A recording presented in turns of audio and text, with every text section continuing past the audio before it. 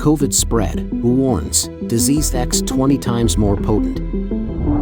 Let post-10's children take oaths, art museum joins organ donation campaign. Hundreds of Chinese real estate firms bankrupt in last year, Zhejiang tops list. CCP's border control list estimated over 10 million elderly and children all become national prisoners. U.S. tightens immigration visas, CCP members are also denied in family immigration. It's all covered in today's China Truths. COVID spread, who warns, disease X 20 times more potent. It's been 4 years since the new coronavirus first emerged, and the situation in China is still getting worse. Recently, Tedros Adhanom Ghebreyesus, the WHO's Secretary General, made a very alarming statement at the World Economic Forum in Davos, saying that the world needs to sign a pandemic accord by May this year to brace for another pandemic wave. This next one, dubbed Disease X, might have a death rate 20 times higher than the new coronavirus. In response to the statement of the WHO's Secretary General, European virologist and infectious disease specialist Dong Yuhong clarified that this so-called Disease X isn't an actual disease happening right now, it's theoretical. However, this pandemic could potentially be up to 20 times more severe than our current COVID-19 crisis. Talking about the severe epidemic that is escalating in China, Mr. Zhang from Harbin commented, "It's like this isn't shocking anymore. Heart attacks and strokes, for instance, are way more frequent now." Meanwhile, Mr. He, a resident of Weifang, Shandong, disclosed that today's physical examinations of vaccinated individuals reveal that cases with almost no pulmonary nodules are very rare. Virologist Dong Yuhong suggested that heart attacks, strokes, and lung nodules linked to the Chinese vaccine could be because the vaccine contains the new coronavirus. She explained, the virus can trigger certain clotting processes in the body. If there's a blockage, it could easily lead to a heart attack or stroke. Plus, it could disrupt the immune system, causing unusual inflammation in the lungs. As we previously reported, residents from the mainland have informed Epoch Times and NTD television correspondents about numerous deaths occurring in succession. This is particularly notable among the sudden deaths of young and middle-aged individuals during the severe epidemic wave currently sweeping across the country. Let post-10's children take oaths, art museum joins organ donation campaign. Recently, a video went viral on Weibo in mainland China, showing a group of around 10-year-old kids in red scarves, swearing an oath to join the Han Meilin Art Foundation and the China Organ Transplant Foundation volunteer service team under adult supervision. This pledge was part of a ceremony at the Beijing Han Meilin Art Museum on July 8, 2022, organized by the foundation's party branches. The event, themed Life and Art, was a part of the Life Relay thematic pioneer team initiative. Notable attendees included Huang Jiefu, chairman of both the Chinese Organ Donation and Transplant Committee and the China Organ Transplant Foundation's Advisory Committee, renowned artist Han Meilin, Li Chunhua, deputy party secretary of the National Health Commission, and Zhao Hongtao, head of the China Organ Transplant Development Foundation. During the event, Guiying, leader of the Beijing Han Meilin Art Museum's party branch, and young volunteers recited the Life and Art Volunteer Oath. Han Meilin, the artist behind the 2008 Beijing Olympics FUA mascots, criticized as witch dolls, overseas museums showcasing his work in Hangzhou, Beijing, and Yinchuan. As this news broke, it has drawn widespread criticism from netizens all over the mainland. Netizens call it things like luring kids with devilish tactics, insane, just too scary, and now Han Meilin, the artist, is tied up in organ transplantation too, and even the kids aren't safe. Moreover, there's a warning going around on the net saying, "Parents, you've got to watch out for your kids and don't let them get involved with these groups or activities, no matter how good they sound." It's pretty much a death sentence. Now, if you look at the info out there, China currently has a couple of systems for registering organ donations. One's the China Human Organ Donation Administrative Center, which falls under the Chinese Red Cross Society and the CCP's National Health Commission.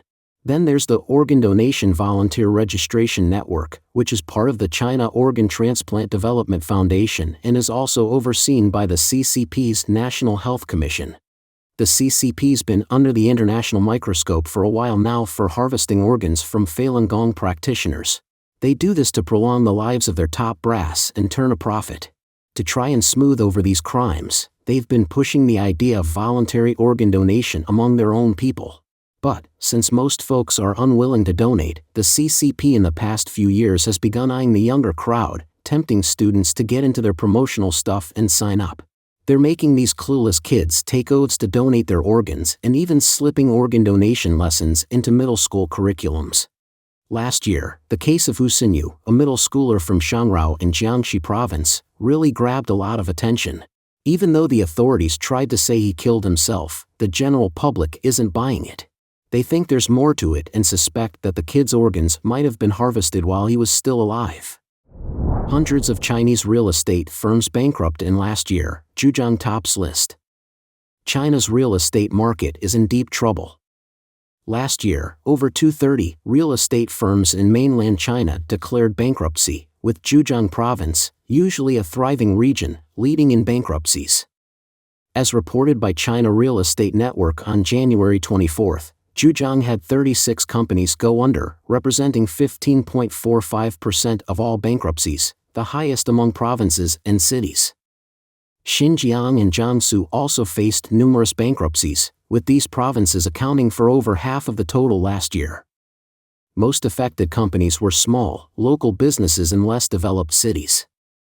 CRIC Research Center's data shows a drastic decline in the performance of China's top 100 real estate firms in 2023, with nearly 70% seeing a drop in year-over-year performance.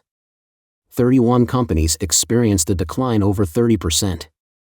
The industry, warned CRIC, is still in a risky phase with sluggish sales expected to continue. Centaline Property reports 11% to 14% drop in December's year-over-year prices for second-hand homes in China's four major cities. China's National Bureau of Statistics reports a continued decline in real estate investment for 2023.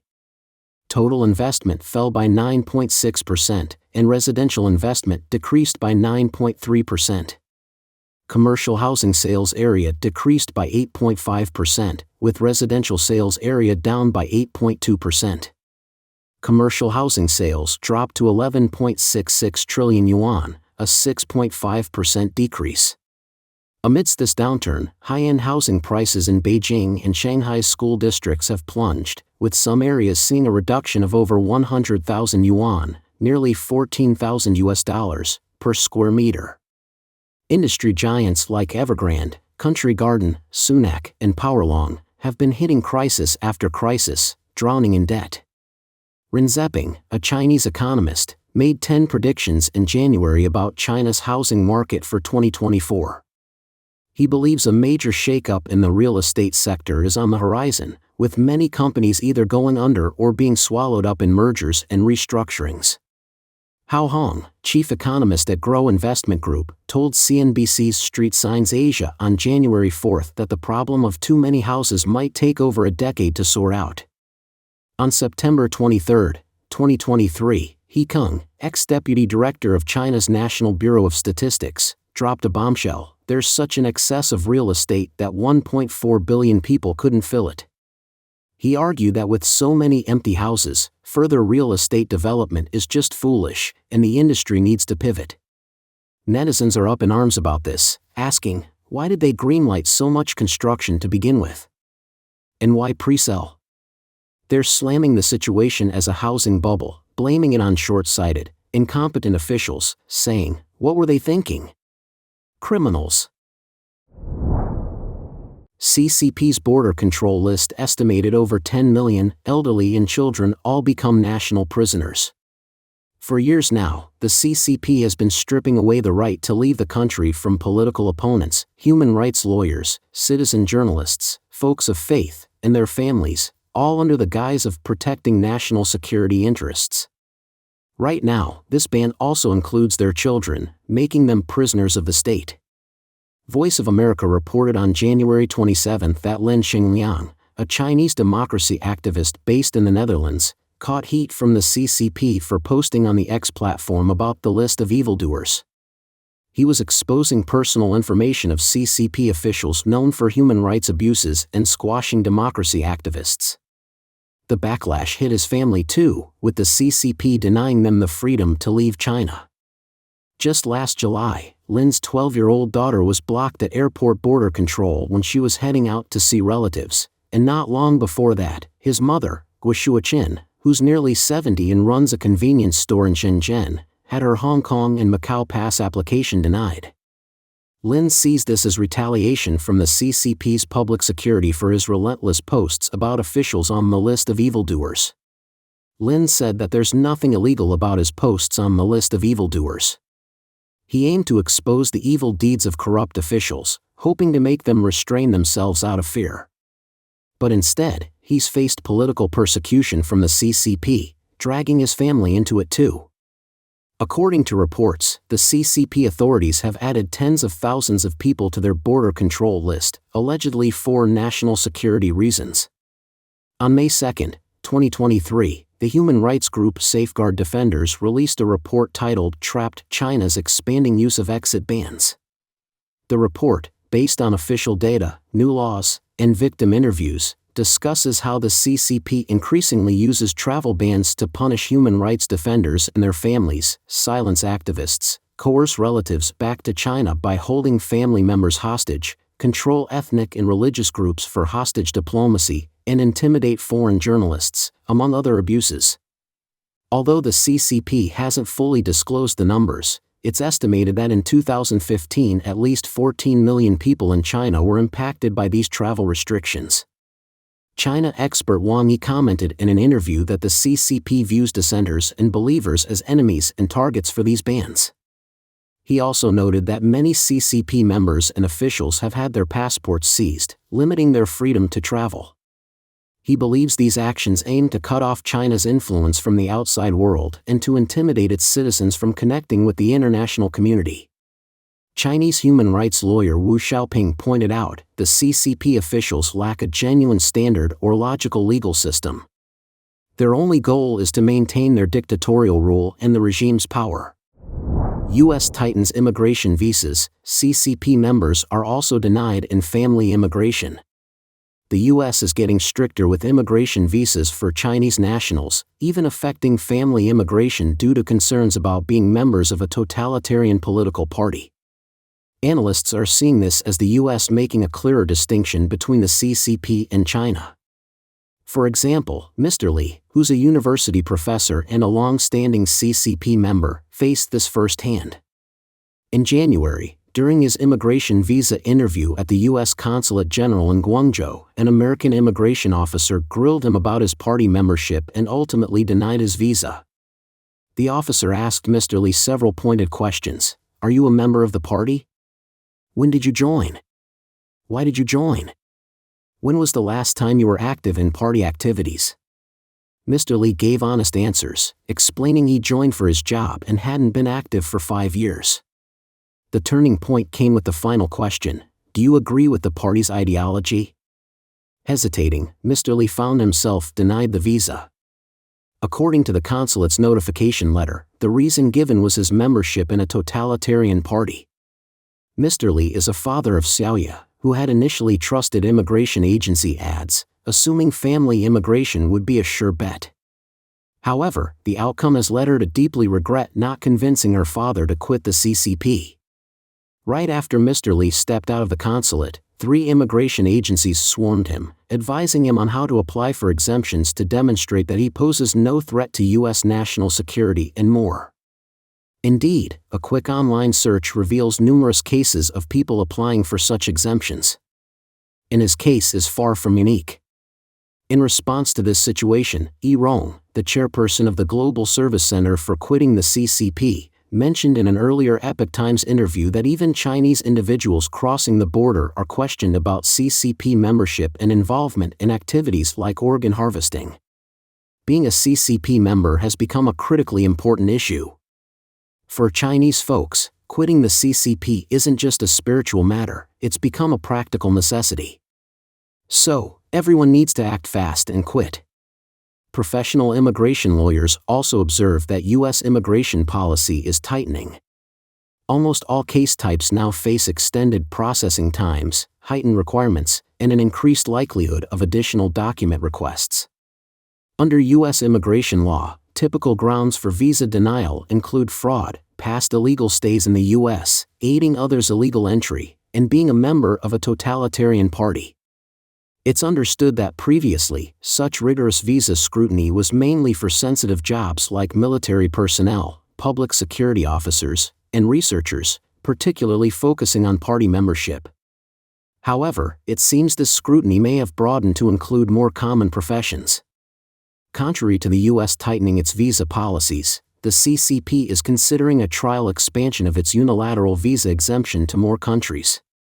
Last November, the CCP announced visa-free entry for citizens of 7 countries, including Switzerland, France, Germany, Italy, the Netherlands, Spain, and Malaysia.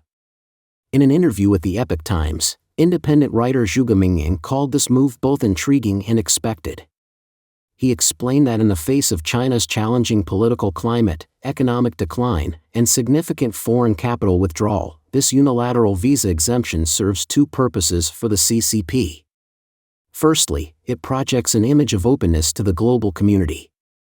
Secondly, it's an attempt to showcase the CCP's misleading image of prosperity to the West, essentially brainwashing.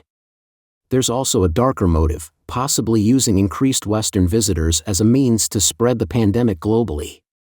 The CCP was accused of doing something similar when the pandemic first broke out in Wuhan, allowing residents to travel internationally and thereby spread the virus. He noted that the U.S. stance is clearly anti-communist.